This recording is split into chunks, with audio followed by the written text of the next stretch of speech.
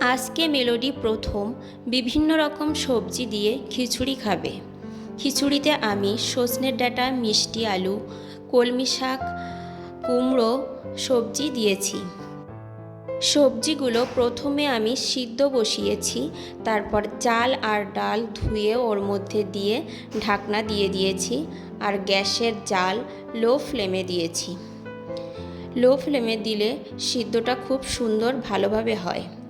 সিদ্ধ করার পরে আমি সজনের ডাঁটা থেকে চামচ দিয়ে দিয়ে শাঁসগুলো বার করে নিয়েছি।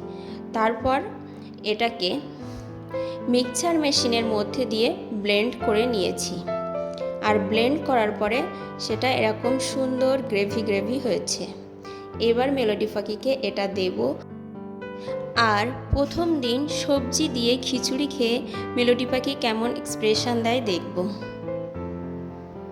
খিচুড়িটা ও খুব ভালোই পছন্দ করলো। আর এবার থেকে আমি এই খাবারটা ওকে দিতে পারবো।